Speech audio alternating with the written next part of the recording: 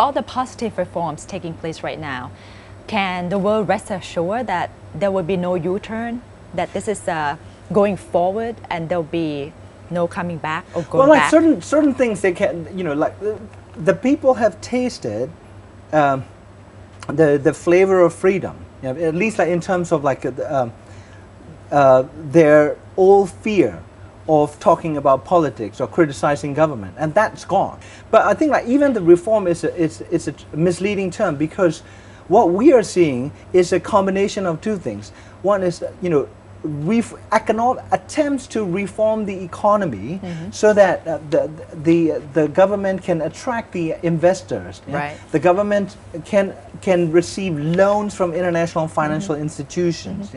But there's also another aspect people don't talk about: the realignment of the military and the military leaders' interest. Post-Arab Spring. People talk about the Burmese, reform efforts as a model transition that countries like North Korea or Iran should emulate. Should follow, right? Yeah, and saying that these are all like top-down, elite-driven. The generals have all of a sudden become enlightened and benevolent towards the people. They've been killing like destroying the country's future for the past 50 years. But that. The fact is, the Burmese generals saw what happened to Gaddafi, what happened to Ben Ali in Tunisia, what happened to Mubarak. Mubarak was in the dock. Gaddafi died like stray dog. He was killed with a golden gun. Dragged out of the sewage pipe. And they saw what happened to Saddam Hussein. And the international press did not pick up the fact that the generals have themselves actually former number 3 general.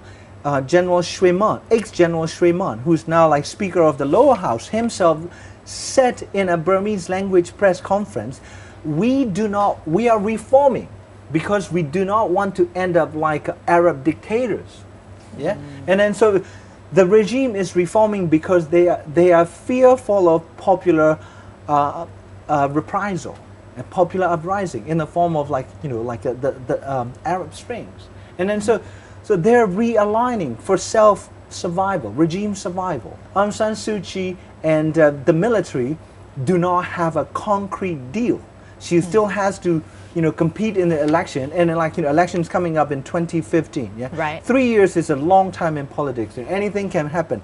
She is now, willingly or unwillingly, extremely useful for the regime in terms of whitewashing its image, normalizing its relations with the world, or attracting investment, or restoring investor confidence in Burma.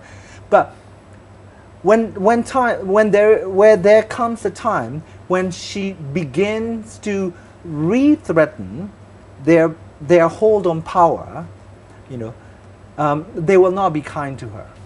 Wow. So things like constitutional amendments, that wouldn't happen. No, absolutely not. You've got 25% the constitutionally guaranteed seats for the military. Right. And any constitutional amendment will have to be approved by more than 75%. So if, mathematically speaking, unless you get people, military officers who are members of the parliament, constitutionally, unless you win them over to your side, you will not be able to make constitutional amendments. And then remember, military officers sitting in the parliament are not parliamentarians as we know it. They vote as a bloc, and they are ordered. They don't make independent judgments about how they will vote. They are ordered, and also 75% civilian votes. If you look at that 75% of the parliamentarians, at least half of them are ex-military officers. So their sympathies lie with their brothers in service in the military, and even if Aung San Suu Kyi is able to, win them over by sheer force of her personality and persuasion, ethnic minorities no longer trust Aung San Suu Kyi because she has been, called to task on the issue of minority rights, the rights of Rohingya, the rights of Kachin people. The Kachins have been very, very disappointed. Publicly, they say, we have supported you when you are under house arrest. The Rohingyas is the same thing. So Suu Kyi is not going to be able to get 75% block vote to change the constitution, much less to get like a couple of votes from the 25% military bloc voters. And so constitutional amendments, not even theoretically possible. Wow. But also Suu Kyi and President Thein Sein, they seem to work hand in hand somehow. They seem to have a very cordial relationship in bringing up Burma to the world. Yes, definitely. I think Aung San Suu Kyi working together with Thein Sein and vice versa.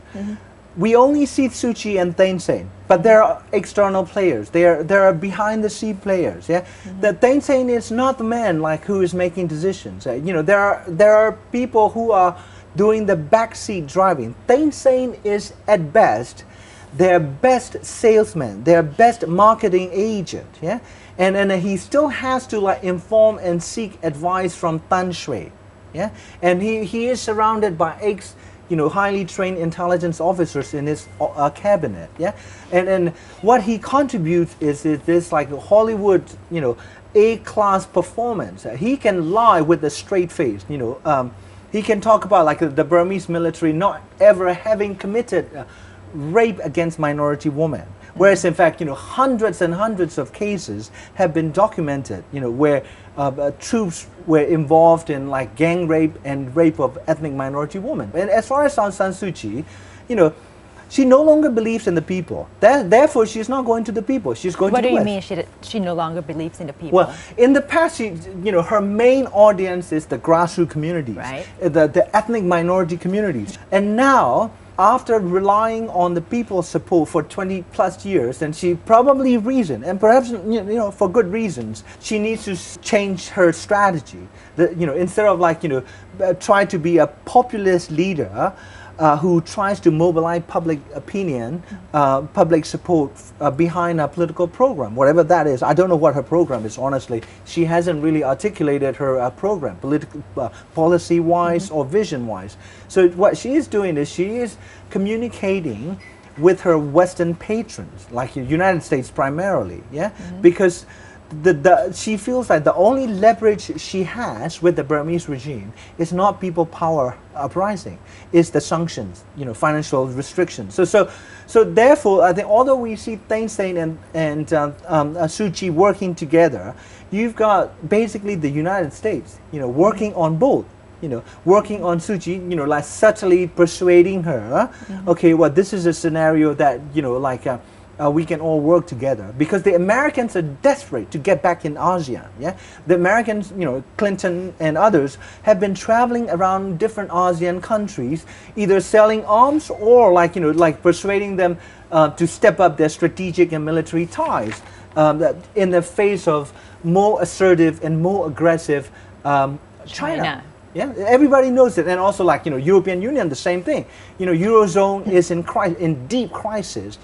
You've got like two large global economies, like European Union, Eurozone economy, and the American economy in the ditch. So they need like new markets. They need basically new places to replenish their profit investment. And so like Burma is say 50 to 60 million people with assumed like a wealth of resources, and so it's not a small place. Economically, Burma still is significant for profit seeker. So like for these reasons, Thein Sein and Suu Kyi are working together.